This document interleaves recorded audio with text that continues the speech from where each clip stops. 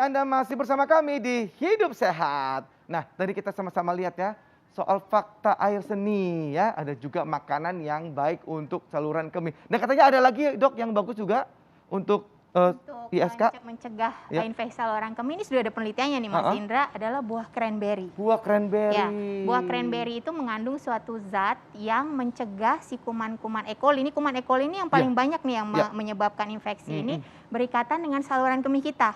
Jadi dia memblok kaki-kakinya gitu loh, si kaki-kakinya si E. coli. Jadi dia lepas lagi gitu dari saluran kemih. Jadi kalau ketemu buah cranberry dan tidak ada masalah dengan lambung, mungkin bisa dicoba untuk mencegah. Berapa banyak tuh dok buah cranberry dikonsumsi? Sebenarnya kalau buah sih cukup aman asal kita tidak ada masalah lambung ya, gitu. Tapi dia juga ada dalam bentuk kapsul. Tapi sebaiknya sih mungkin buah alami aja. Buah alami aja ya dok, ya lebih alami lebih. Dan enak juga kan akhirnya punya ya dok ya. Dibikin jus mungkin ya yang tanpa gula gitu bisa. Baik. Nah ini ada juga yang enak-enak dok.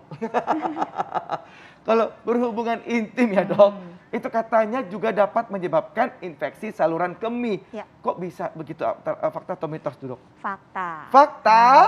Waduh. Mungkin Mas Indra pernah dengar istilah honeymoon cystitis. Honeymoon cystitis. Cystitis itu infeksi saluran, infeksi kandung kemih. Iya. Yang terjadi setelah honeymoon.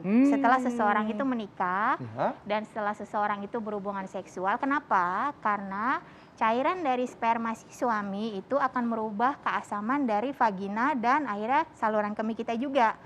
Dimana sebenarnya keasaman kita itu sudah didesain untuk mencegah lah biar bertahan terhadap infeksi.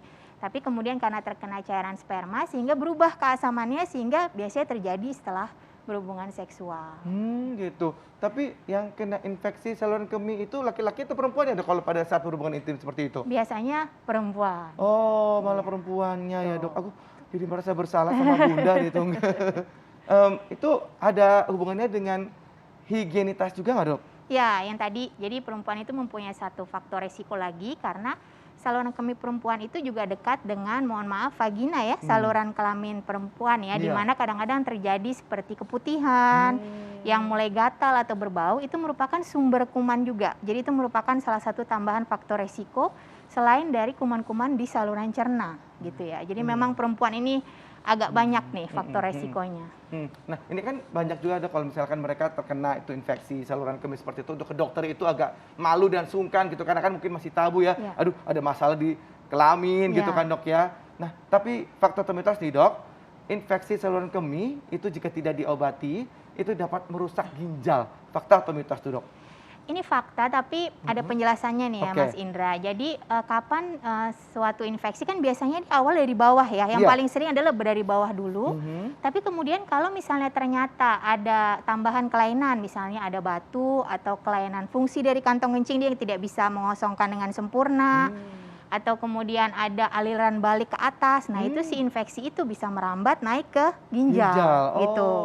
Dan akhirnya menimbulkan gejala-gejala yang lebih jelas seperti demam, kemudian sakit pinggang, bahkan ada yang sampai menggigil, mual muntah, dan bahkan yang paling berbahaya adalah saat kuman itu dari ginjal mulai masuk ke aliran darah kita, yang namanya sepsis. Nah itu mungkin itu sudah sangat berbahaya dan harus segera ke rumah sakit. Baik dok, itu harus segera. Nah ini dok katanya pengobatan infeksi saluran kemih itu paling umum dengan antibiotik, itu benar nggak sih dok? Betul. Oh baik, dengan antibiotik aja itu udah selesai atau gimana tuh dok? Ya karena tadi penyebab infeksi saluran kemih terbanyak adalah kuman ya, bakteri. Dan bakteri jenisnya adalah E. coli yang paling banyak di sekitar anus kita. Jadi itu memang kalau bakteri memang kita harus obati dengan antibiotik. Tapi ada jenis-jenis infeksi yang ringan, yang kadang-kadang bisa sembuh sendiri dengan minum yang cukup, kemudian tidak menahan kencing, kemudian akhirnya dia hilang sendiri.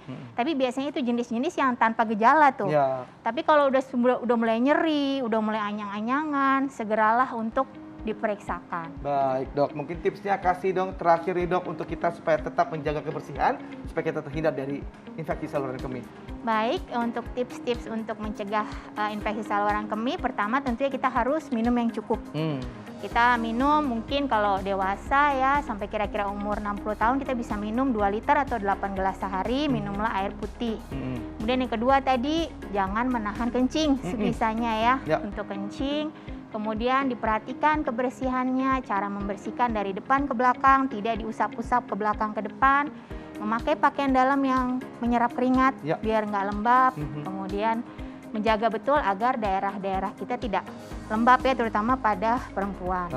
Kemudian kalau misalnya sudah muncul gejala seperti nyeri, anyang-anyangan, apalagi sampai berdarah, segeralah periksakan ke dokter. Baik, dokter, terima kasih banyak, Dok. Sama-sama. Dan demikian kita juga mengakhiri perjumpaan kita kali ini. Pemirsa jangan lupa untuk saksikan terus Hidup Sehat Senin sampai Jumat jam 9 pagi. Dan juga Anda kelewatan misalkan episode kali ini, Anda bisa nonton di laman tvnews.com. Saya Indra Bekti, Indonesia Hidup Sehat. Sampai jumpa.